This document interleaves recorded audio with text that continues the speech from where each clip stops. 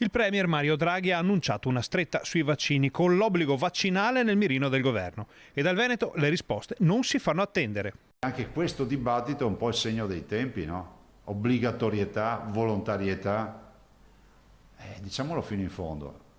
Arrivare alla obbligatorietà è un po' una sconfitta, no? Socialmente, no? Cioè tu dici, se un paese si ritrova costretto ad attuare l'obbligatorietà come piano di sanità pubblica vuol dire che non c'è presa di coscienza.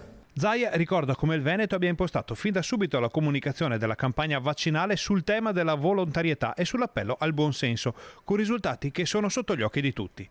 E anche in precedenza la gestione delle vaccinazioni da parte della sanità veneta è stata basata sulla volontarietà. Noi veneti siamo stati l'unica comunità in Italia che ha gestito per 10 anni l'accesso volontario ai vaccini, a differenza di tutto il resto d'Italia che aveva l'obbligatorietà vaccinale.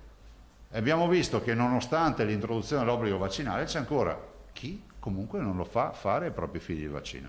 Restano sul piatto le novità sui vaccini obbligatori, sul Green Pass e sulla terza dose annunciate da Draghi. Io non commento un eventuale obbligo perché bisogna vedere come è strutturato. Ricordo che in Italia ci sono già 11 vaccini la cui somministrazione è in via teorica obbligatoria.